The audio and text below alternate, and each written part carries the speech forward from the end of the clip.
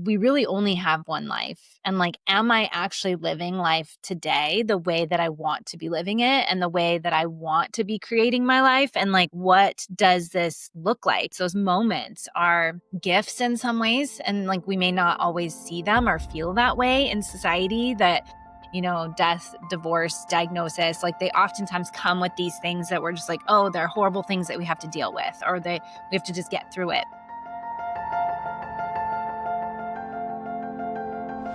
Hi, Charlène. Thank you so much for coming on the episode. I am so honored to have you here. I'm excited to dive in with you. Me too. I've been looking forward to this podcast for a while now. So this is making my day. Oh, I love that. I know you and I chit-chatted a little while back and kind of got to know each other a little bit, but my audience probably hasn't had a chance to get to know you yet. So would you mind just sharing a little bit about your story, telling a little bit about who you are, where in the world you are, because you are not in the United States, which is always kind of fun. So share just a little bit about you before we get started. I would love to. So my story goes back to what I like to think as life before and life after. My life before was the life of a very burnt out, very anxious attorney. So I was actually diagnosed with general anxiety disorder and chronic insomnia, clinical insomnia, actually, which means that mostly for the best part of 3 years, I slept on average less than 3 hours. So needless to say, I was not functioning super well. So that's life before. I was navigating an atrocious divorce in 3 different jurisdictions. My father had a burnout-driven heart attack. So when folks say the apple doesn't fall far from the tree, it really was quite literally what happened to me. I worked so hard in my previous career to the point that I destroyed my health. I destroyed my marriage. I destroyed many friendships too through my work addiction. And I'm a recovered workaholic. That's really my story. So that's why I say part 1, part 2, because it feels like almost this line in the sand when there was a life before and a life after. And I say that with compassion as well to my previous self because she still lives in me. So I have to be extra mindful because I am a recovered workaholic. And when you have addictive personalities like I do, you always have to know how to live with your tendencies for addiction prone behavior. So I am still burnout prone. I have still workaholic tendencies. I'm still type A. I'm still overly ambitious for my own good. So although I have a different life now, a beautiful marriage, a growing family, and a lot of love, I still really need to learn how to pace myself because having recovered from burnout doesn't mean that I'm not likely, if I don't put boundaries in place, to burn out again. And I think that's a piece that sometimes is overlooked. You've recovered, yay, atta girl, great work. But how are you going to make sure you're not going to hit burnout 2, burnout 3, burnout 4? I have clients that I adore and I love, and I say this with all my love, but that they do burn out like a part-time profession, right? Yeah. They go into cycles of burnout. Yeah. And that's awfully common. Yeah. I mean, I think I would probably put myself in that same boat of being so overly ambitious and driven and going after big goals. And I think a part of it is culturally driven. Like in the US, at least, it's very much highly praised. It's very much, there's like all these accolades on how hard you work and how hard you push and like how hard you go and did you achieve the top. And sometimes even like this weekend, my son had a soccer tournament. And I'm trying really hard to instill in him some natural ambition and drive because it's not there. It's just this like, meh, I did good enough. Meh, it was fine. And I'm like, dude, you can like grow. Like you can put a little effort into enhancing your skills and not just seeing everything as meh. But at the same time, it's that juggle of not wanting to push him into that place of like, we're always just driving and we're always just trying to achieve and we're always just trying to go after bigger and bigger and bigger things, It's interesting too. I know you mentioned in there like your story of like your dad Do you feel like some of those ambitions and some of that drive was more based on your own personality, like genetics, or do you think it was a lot of how you were raised and what you were attuned to as you grew up? Yes, nurture versus nature, right? Yeah, Such a yeah. good question. I say I say one thing about my personality, and I hope it doesn't ruffle feathers, but I am a woman that think and work like a man. So Uh-huh. I don't know how that lands, but I say that because, I've learned work ethics from a very big father. What I mean, like my dad Mhm. had a big, bold career.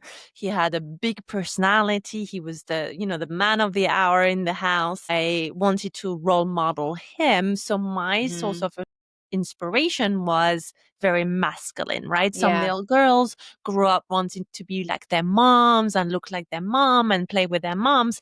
My mom is a wonderful, nurturing person, but she wasn't my source of inspiration. It was Mhm. always that I was fascinated by and that I wanted to emulate. So very early on, chose a rather, being an attorney is not, there is no gender specific profession, but I gravitated towards rather tough industries. Yeah. So Yeah. being an attorney, and then I chose being a litigator, and then I chose oil and gas as a niche, which is Yeah. quite masculine. And then I Uh-huh. chose to do it at a big law American law firm. So tick, tick, tick, right? Yeah. I I wanted to wear my parasuits and I wanted to travel the world. And yes, in many ways, I remember my 20s. I had so many girlfriends that were calling me, and we were in our mid 20s, and they're like, "Honey, I got pregnant," and I was like, "Sweetie, I got promoted." They got pregnant. I got promoted. That was my thing. I'm being honest with you. I don't even think I thought about being pregnant or wanting to have a family back in those years because I was working at an incredible pace and I was obsessed with bonus, paychecks, promotions, serving my clients and building up my status. So whether or not that's feminine or masculine, maybe it's irrelevant. Maybe we don't need the gender specific label, but what I can tell you is I was ambitious to a fault. Which I do know, like, just hearing your story and knowing too, like, you have embraced more of that femininity and you've embraced more of like really understanding your body and learning about your body. And I know you and I were talking too about just like tracking our cycles and like what that looks like and how honoring our bodies in that process makes such a huge difference. So I'm curious on what was that pivotal turning point for you that made you start like, hey, I got to start listening to what my body's saying. And like, I got to start listening to this. And were you even aware of it? I mean, like, this is kind of like multi-part questions, but like, were you even aware of it at the time that like there was anything happening with your body, like signs, symptoms, things that you were in that burnout state? What was that pivotal point that made you shift? And then kind of what was that transition like? Because I think now, from what you can share more too, but like it sounds like you're very intunely aware of your body and those like innate personal parts of you. And it's not just all the drive. So, what has that journey been like? Such a good question. And to be honest, it took everything breaking down for me to Hmm. care. So Yeah. for a very long chunk of my life, I took my health and my body for granted.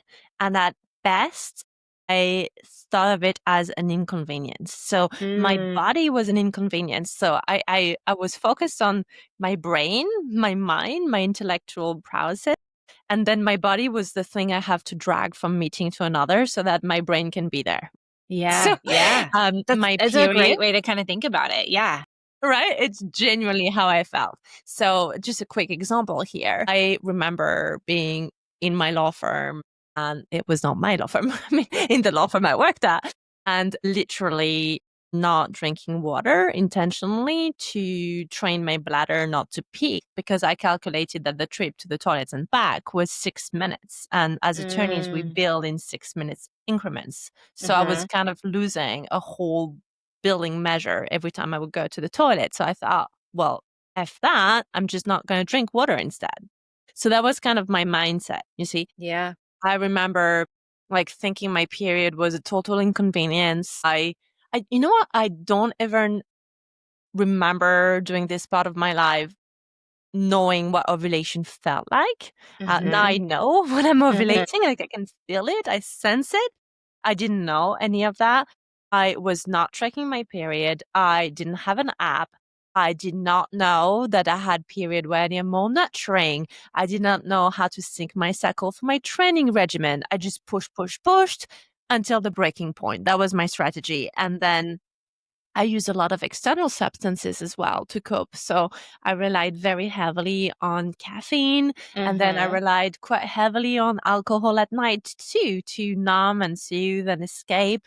So it was like, get me really highly caffeinated in the morning and then get me nicely sedated at night Yeah. so that you can, function. I wouldn't say I ever had an issue with substance per se, but the substance, be it caffeine or alcohol, more like fuel that lifestyle, if that makes sense. So yeah, 100%. let's do a big client entertaining dinner on a Wednesday night where there'll be a few drinks of wines involved. And then in the morning, we're going to need that 2, 3, or 4 extra coffees just to function. And everything else that happened in between was inconvenient. So if my Mhm. period was happening or if I was ovulating, like I didn't really have this approach of my peak time of the Yeah. month or my recovery period. It was just one line central and it was go, go, go. And I actually just broke down the system. So I was diagnosed with an underactive thyroid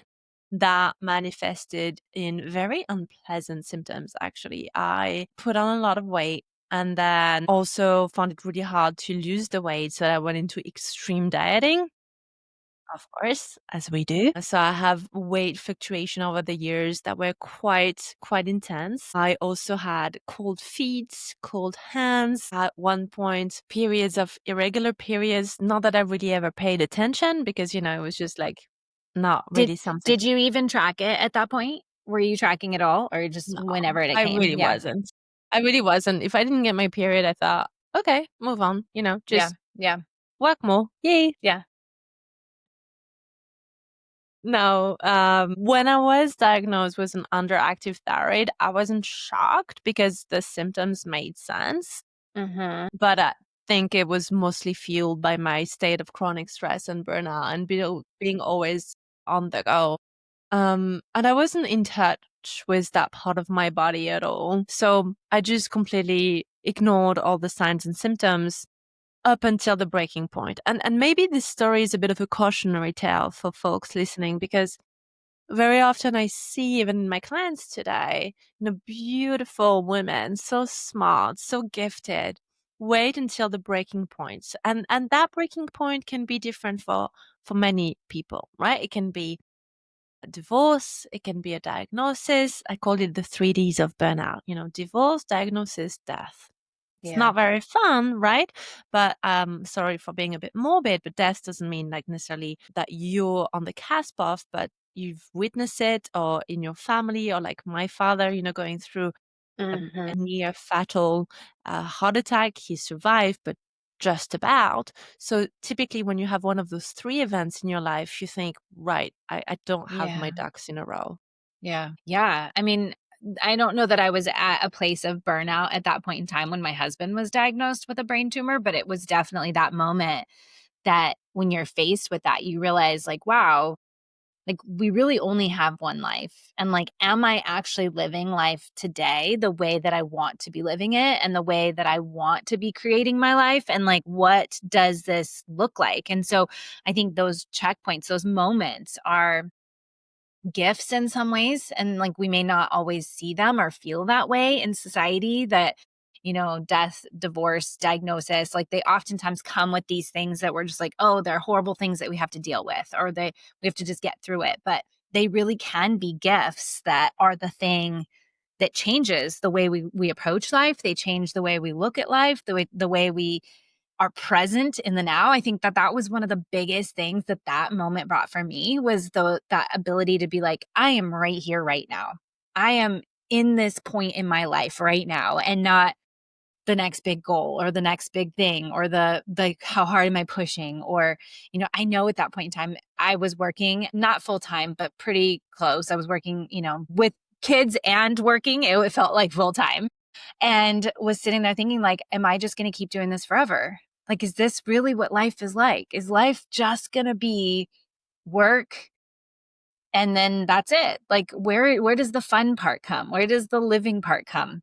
Hmm. And for me, that was a huge wake up. Like I said, I don't know that at that point in time I was at that burnout stage. My burnout probably came later, but I think there's just so many women out there in this place of wanting to succeed, wanting to grow their business, wanting to do what it takes. And we hear that a lot of the times, right? We hear these messages of like, even this weekend, I was doing a workout and the trainer was like, you got to just push past those excuses. You just got to keep going. And I do think that there is an element of that. Like sometimes our ego and our mind chatter tells us like it's easy, we can just quit. Like that was kind of where I was trying to tell my son, like we don't want to just be like meh or just doing half-ass job. Like that's what we were talking about. Like I'm like, dude, meh is like a half-ass job. We're not mehing around in life. Like enjoy life, like have fun with life, enjoy what you're doing, like give it your best and your all because you want to be there. So now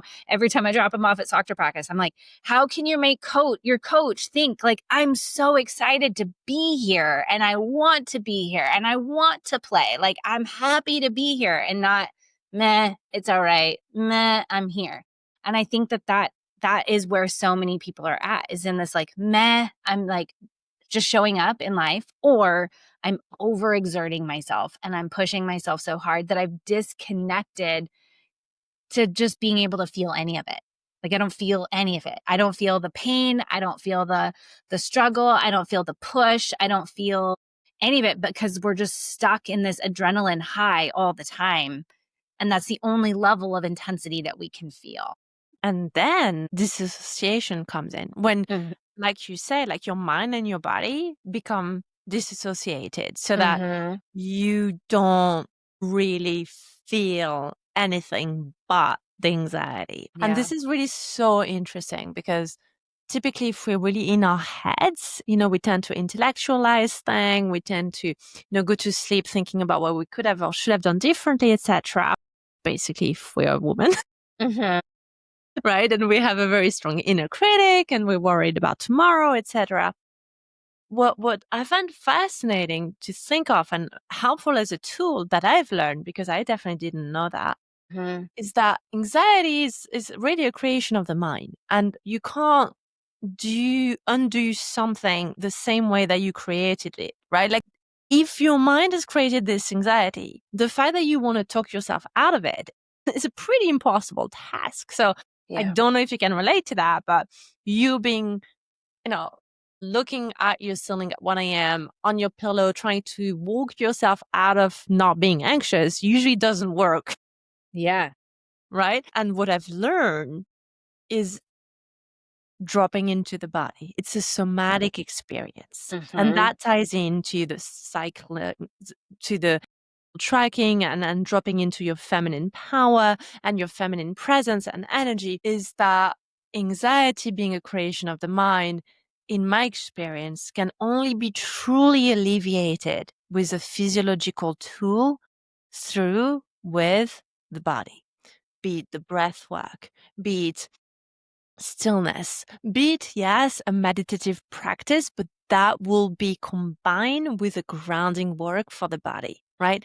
And Mhm. for some, it could be a walk, it could be a nice long bath, it could be that beautiful shower, or it could be that nice cup of chamomile tea sitting at the porch watching, the dog play in the yard, whatever it may be, but something sensorial.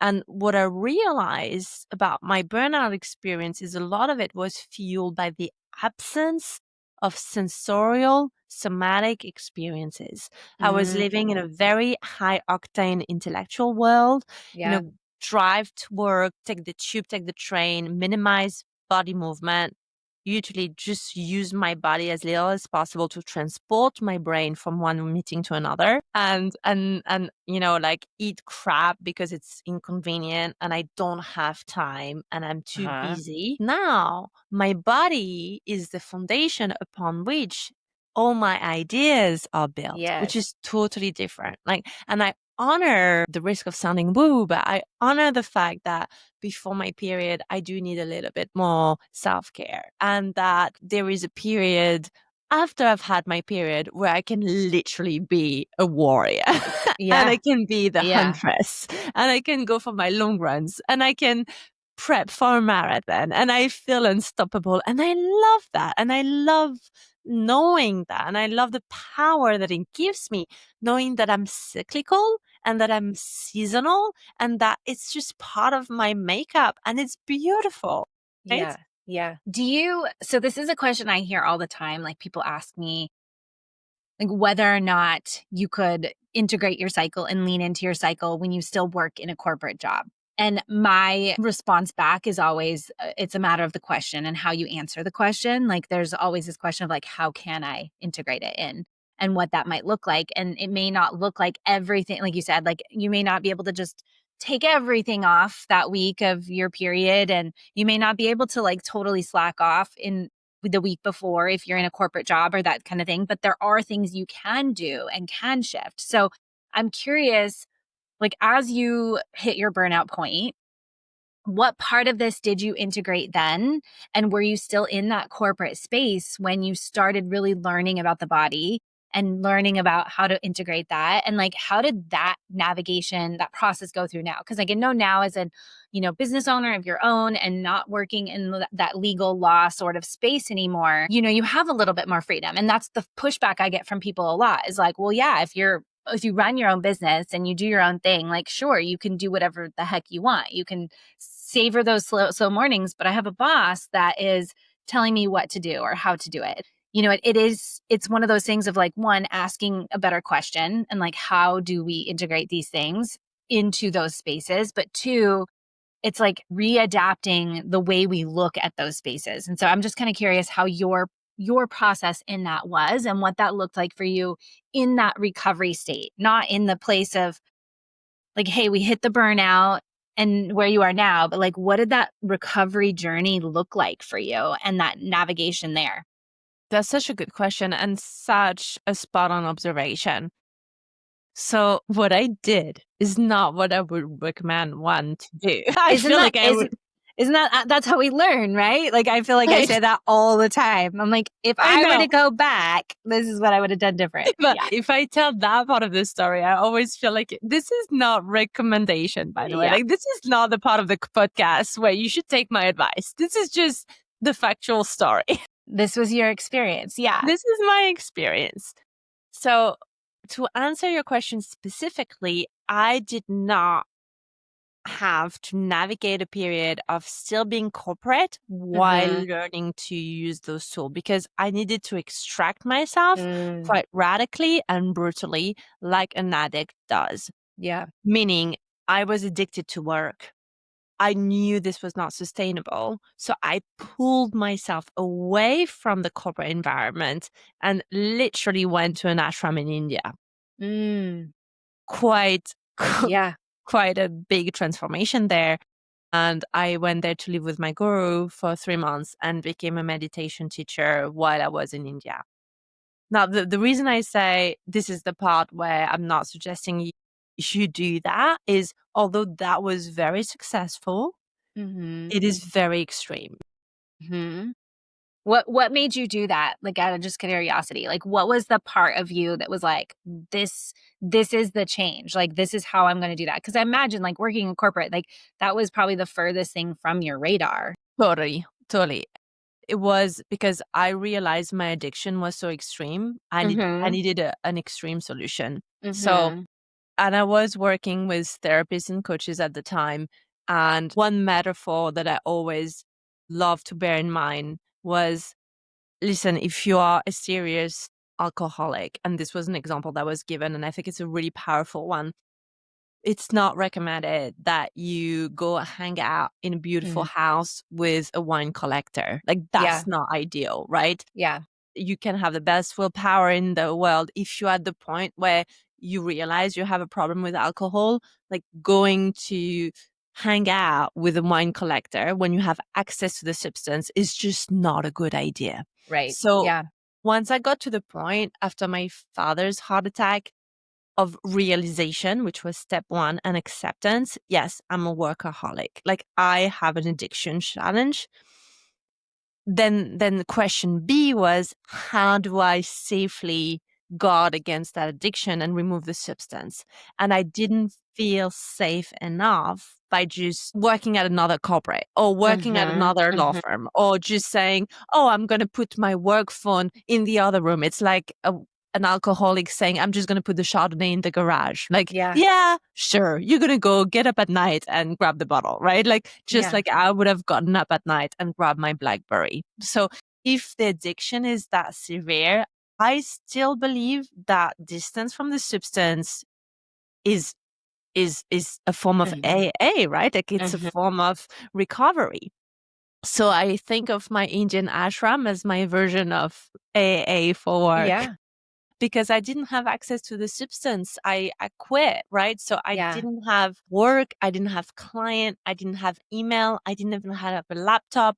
There was a possibility of getting Wi-Fi and connection in certain spaces of the ashram, but being on phones was not at all advocated, and they were really strict about usage. And in any event, I wasn't connected to the corporate world by that point, so there was no emails for me to check really. Mhm. So that exposure and immersive experience allowed me to really profoundly reflect on basically the mess that I had created, and to also let me reflect on my divorce, on the separation that was really fresh, on my dad's journey, on how I was going to prevent myself from heading that direction. And also, which is really important, how I could safely reintegrate to corporate. Because Yeah. my goal when I went to India was never to go to India on a one-way ticket. Like, I definitely Yeah. got a return ticket, right? My goal was now to go and, tell everyone I'm just going to be barefoot for the rest of my life and become a guru. Like, that was not my intention. I think that's a beautiful path if that's the one you intend to, but I'm a corporate girl at heart, and I believe I always will be. So I wanted to understand what was the route, what was the path to go back safely. So what I Mhm. can say is you can go back to corporate and track your cycle and be really mindful. And I know that because I've done it. So yes, you could push back and say, but it's my own business. I'm a founder. I run my team. Yes, but I would push back on anyone that says, because it's your business, you can have that slow morning on a Tuesday. I mean, you know how it is. Like, clients have expectations. You have an open calendar. Folks book you. It's very demanding. When you run your own business, you wear several hats. You need to do a bit of HR. You need to do, to check your team members and do team management. So you have other tension points and other responsibilities, but you can be intentional. Like, you can Mhm. actually choose, for example, you know, when folks say, oh, I can't do cycle tracking in corporate, or I can't have this recovery or this self care, I believe you can, but you don't give yourself enough credit or grace to do it. And it can be tiny, it can be really, really small, but very impactful. Like, I'll give you a quick example. If I know I'm navigating a period of high stress, high intensity, or I'm getting a lot of workshops, a lot of booking, a lot of keynotes, I'm going to be really intentional and I'm going to ramp up my meditation practice. So Mhm. I still meditate daily, and I don't do it in a beautiful ashram, spiritual, gorgeous kind of way. There is no sunrise, no sunset, no birds flying above my head. I do it in bed, in my PJs, with my headset. It's not sexy. It's me and my app and listening to a meditation teacher or my own recording, because I Yeah. also like to self record and do self hypnosis. But the reason I'm sharing that story is, it's super pragmatic. It's super practical. It's very compatible to corporate. It's 15 minutes. Mhm. So if you're telling me you don't have time for that, I will challenge you, because I'm Mhm. pretty certain you're spending that time unintentionally on TikTok, on Netflix, on Yeah. Apple, on LinkedIn, on whatever. And I'm not dropping names here to blame any of those apps. I love all those apps, but let's be really mindful and intentional about our usage, or even shopping. Have you noticed, depending on where you're at your cycle, that you're more prone to spending, right? Like, this Yeah. is really important because you need something as a treat, like a little bit like you need that extra cookie, which you don't, by the way. Like, do you need that extra dress that you're never going to wear, right? It's just knowing yourself and knowing that those, be it the tub of ice cream or the cute little dress on Amazon, those are just numbers and soothers, right? It's not actually a healthy response to the anxiety. It's what you know best. It's Mhm. the habit that you've fallen into, but it's not the best response to it. Yeah. I think it's kinda looking at, like, it just highlights all of the different ways in which, in our society, we've normalized this, like, addictive type of behavior, whether it be the coffee, whether it be grabbing the phone. Like, even this morning, I was like, "I'm not gonna get on social media today." Like, I just intentionally was like, "I'm not going to," and I have a little thing on my phone that makes me time out if I try to get on it. So I like get on Instagram and it's like, you have to wait 30 seconds to get on. And in that 30 seconds, it was this intentional choice of like, do I really, like, I told myself I was not going to get on it today. Am I really going to wait the 30 seconds just to get in there and get that like quick little dose of dopamine? Like, why? Like, why am I doing this? So today was one I will give myself some credit. Like I said, no, I'm not getting on it. And I just let it go. But it's how easy it is for us to slip into these little addictive things that are giving these small little dopamine hits here and there. And then we don't even realize that we're getting sucked into this addiction and that we're like in there and that those are the things that we're looking for. And then we wonder why so many people are unhappy and like why most of our society and most of our culture, or like most people are unhappy with their lives or unhappy with some part of themselves. And I told my husband, we went for a walk recently and he's in a transition phase right now. And I was like, dude, just wake up every single day and be like, I'm so excited that I get to be here today. I'm so excited I get to be alive today. Like, and how amazing would it be if we woke up every single day with that type of energy? And yet, we have that capacity within us to wake up with that, to intentionally choose the meditation, to intentionally choose, like, I'm going to become addicted to breath work or some meditation or whatever it is. But we're letting our bodies, like, I think just as people, we do crave habit and we do crave routines and we do crave these things that make us feel good. I just find that so many of us are going to the ones that don't have the long lasting effects. They don't have the long lasting sorts of things. But, and even things like exercise, like I know people who've been addicted to exercise, right? It's how do we get into this place of like, it's just like that real mindfulness, like real presence, real intentionality. Like, why am I choosing this? Why am I acting this way? Why am I showing up this way? Like, how do I ground into that presence? So I would actually love to know like a little bit more of like what were some of those ahas and those things aside from just the burnout that you took away from that time in India that are part of, like, I hear you, the meditation is one, but like what are some of those things that were like, I've changed this. This is shifted forever for me going forward. These are lessons, ahas. These were mindset shifts. Like, what were the things that made such a pivotal difference that have compounded maybe over time now that you've been back into the corporate real world, sort of, so to speak? I used to, like I say, I genuinely think this is the best word that I can come up with. But pre India, I thought of my body as inconvenient. So the Mhm. best example that I have is at the point when I burnt out, I actually had such terrible lower back pain. I know it sounds like such a cliche. Everybody has lower back pain and everybody's on a scale. I mean, I'm talking, I nearly collapsed on the streets because I couldn't walk. Like, if you looked at me from the outside, it looked like I was maybe 98. And I know people who are 98 who walked better than I walked on that day, right? So it was not a good look. It was Yeah. a kind of debilitating level of back pain. What did I do? Take a whole bunch of painkillers. I love Mhm. those. Pop them like there is no tomorrow.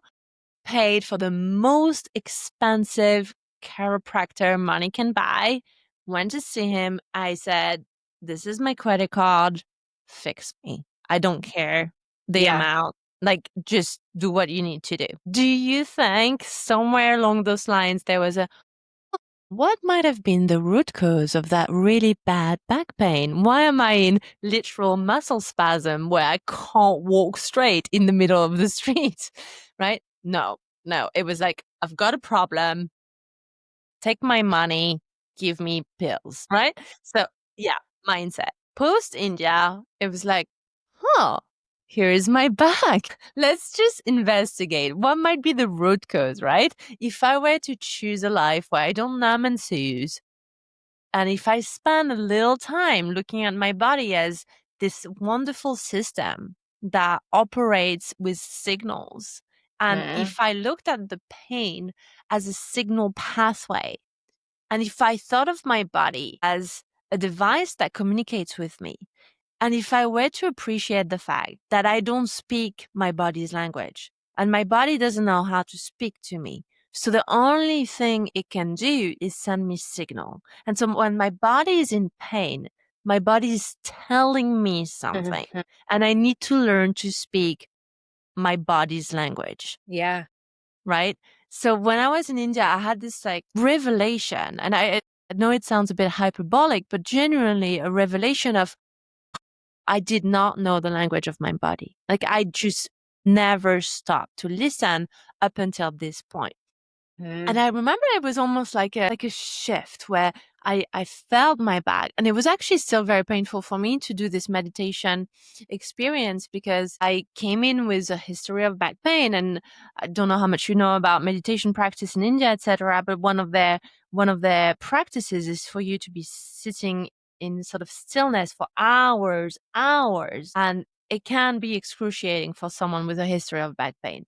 But what it really allowed me to do was to again like look at my body as this place to inhabit, Mhm. right? So it's almost like for the first time in my life I became aware that I inhabited this body. Yeah. I had responsibility as to how I was going to be treated, and that the solution was not using my Amex or popping a few pills. Mhm. Mhm. So I started to stretch. I started to move. I started to do things that may sound so simple, but like track my daily steps, right? Yeah. Like, am I walking enough? Am I stretching enough? Like, very simple little stretches that to this day I do. Now, do we want to call them yoga? Maybe, maybe not. Like, for some, the word Mhm. yoga, the word meditation are turn-offs. It's like, oh, it's too woo, it's too this, it's too that. Well, then let's call it stretching and being mindful, right? Yeah. I'm not Yeah. attached to labels, but just dropping into my body and understanding even the connection to the nutrition. I told you I did yo-yo diets for years and years and years, but post India, I found peace with my body. It wasn't this constant battlefield where it wants this, that was like a push and pull, like, oh, you're tired. No, no, no, no, you've got to work. Oh, you're sleepy. No, no, no, no, you've got to be up. I feel like I spent Mhm. most of the first part of my life trying to not fall asleep or trying to stay awake by any Yeah. means possible. Yeah. It's like that. I think, and that's such a powerful thing. I think that so many times we, our bodies, I think understanding that language that our body is speaking to us is such a powerful thing that most of us aren't. And I think even from my perspective in the cycle space, there's so much that our body is trying to tell us and so much that it's trying to communicate to us, whether it's irregular cycles, whether it's painful periods, whether it's infertility, whether whatever it is, there is so much there that our bodies are trying to cue into us that something's off, right? Even for me recently, I was having some symptoms and I had a huge lab panel drawn. Was like, I'm super low on vitamin D and I'm super low on vitamin B. And like these things, it's like, okay, how now do I support my body in these ways? Like, how can I support it in functioning in this way? And I'm hoping that those symptoms that I was feeling are going to go by the wayside now that I give it what it needs. I think that just as society, we've gotten so good at, like you said, that like responsive type behavior. Like, how do we just subdue and keep our bodies doing what it needs to do? And my kids this weekend, I was talking to them about sugar. was like, you guys have had enough sugar. Like, we are not enough on the sugar. And they're like, but I know so many other people that eat crappy food and their bodies are just fine and this and that and the other thing. And I was like, everything, food and our bodies are the foundation of everything. It's like all cancer, all disease, obesity, infertility, like literally everything is like, it's our body's communication signals to us in some way, fashion, or form. Like, it's either had too much pesticides, it has too much sugar, it's had, the gut is imbalanced or like something. Like, there's so much knowledge there that we don't tap into. We just kind of keep, like you said, we throw band-aid sorts of solutions at it and don't ever get to that real root cause of what's actually happening. How is my body actually trying to speak? And then we look even at like business and like the women that I work with, like so much of the conditioning that we've been in is like, just keep pushing, like get up early in the morning, go to bed late at night, like just keep going, and not realizing that our bodies are literally the foundation of how we think. Like you even said at the beginning, like those creative ideas, like our bodies are literally the thing that is allowing us to come up with the best ideas and allowing us to speak on stages, or allowing us to even be here with the energy that we need. And we take it for granted. We don't always pay attention to it. And I think we're seeing a shift. I feel like, I think more people are becoming aware of it. I think more people are starting to see it. More people are starting to recognize that a lot of even the I don't know how it is for you, but like here in the United States, a lot of our food recommendations, it's all based off of money. It's all based off of who's paying and lobbying the government to say these things are really valuable and important for our nutrition, when in fact they may not be important for our nutrition at all. And I think more and more people are becoming aware of that so much of the food industry, so much of the medical system, so much of the pharmaceuticals, it's all driven behind money and who's got the upper hand and who's lobbying. And I think more and more people are becoming aware of that and seeing the value in practices like yoga and meditation and breath work, and like coming back to, hey, the earth actually has everything we need. We have the tools like that we have to be really thriving, successful, growing bodies. And yet we've, even Mother Nature, like we in the United States have depleted our soils significantly. That even the food that we produce does not produce the same nutrition, because Mother Earth has said, I can't do this anymore. I'm meant to produce in seasons. I'm meant to produce in rhythm, and not this, like you said, one drive, one track all the time. I see that there's going to be like either a huge downfall, like huge crumbling, and it's going to be like a huge wake up call, or it's going to be this like silent revolution of women, like people on the back end saying like, we're done with this. Like we've got to choose a different way. And like our bodies matter too. And you're spot on. I love your observation because we tend to layer Mm-hmm. toxicity.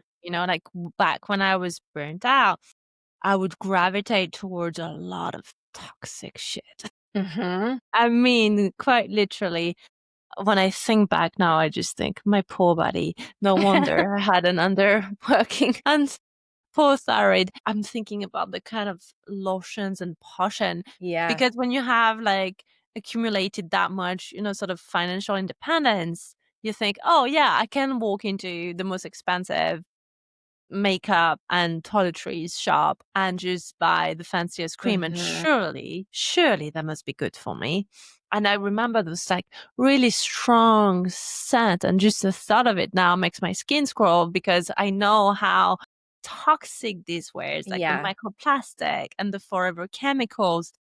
And I remember like the quantity of perfume, and that's, probably not helped my thyroid, and wearing lycras and wearing polyester and being totally and widely unaware of that, like polyester underwear as well. And now that I'm much more aware of my body, I've been, gradually removing all the toxic chemicals.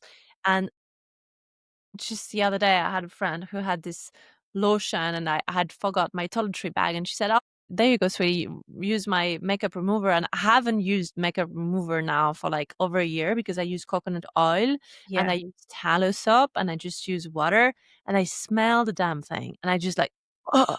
it's hard to explain, but when you've cleansed yourself from all this toxic chemical, I've been using coconut oil and natural organic rose water and tallow and beautiful avocado oil, and my skin has grown, my nails grown, my hair's grown.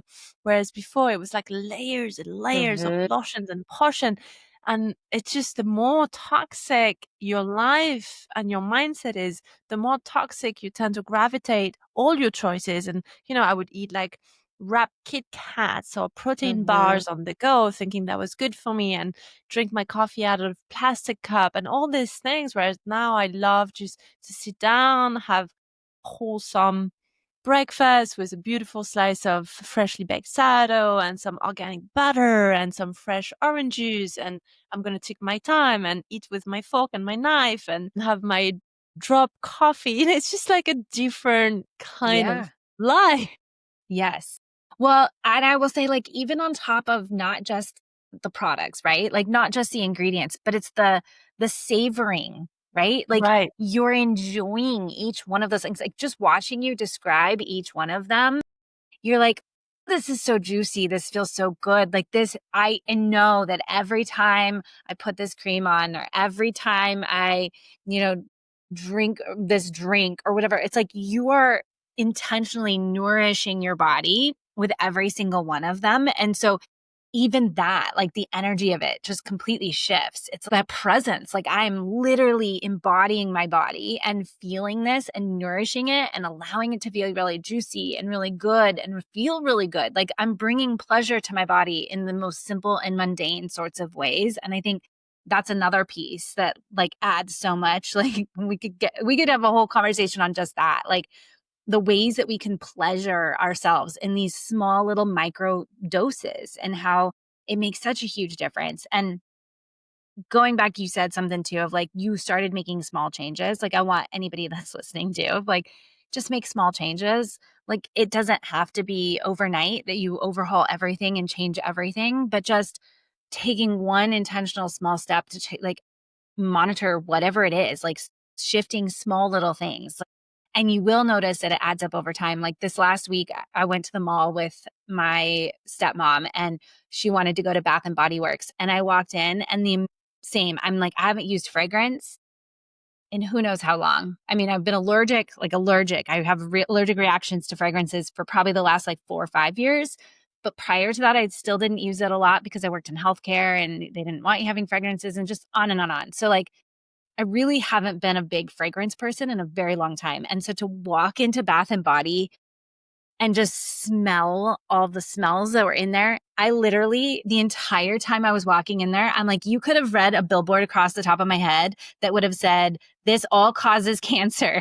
This is all so toxic for you." Like, I just couldn't, like, it was so hard. You don't realize when you're making those small shifts how far you go. And like, so just allowing yourself to just do the one little micro shift that's in front of you. Maybe it's like you said, when you actually eat your food, you actually sit down and eat your food with a fork and a knife and like you actually just enjoy your food. Like, what does it actually even taste like? Or maybe in the shower, it's like, how do you actually just feel the water on your body? How do you actually just be present with it and actually allow it to nourish you? And I think even just those steps are really, really helpful to like start with. So I know this has been such an amazing episode and we could probably just keep going forever, but I want to be respectful and honor your time. Where can people find you and follow up with you and get in touch with more of what you have going on in the world?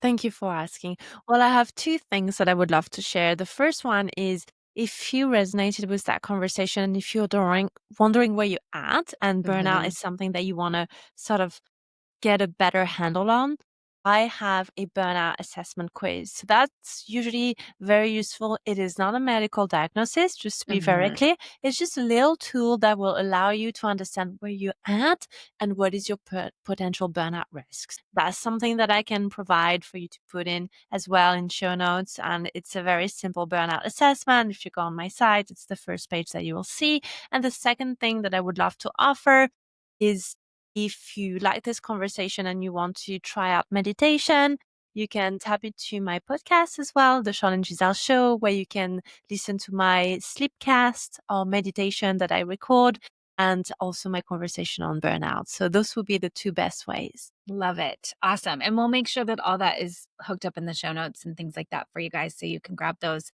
Is there anything that you feel like you want to leave people with or that you feel like we left out that you want to make sure we cap it off with?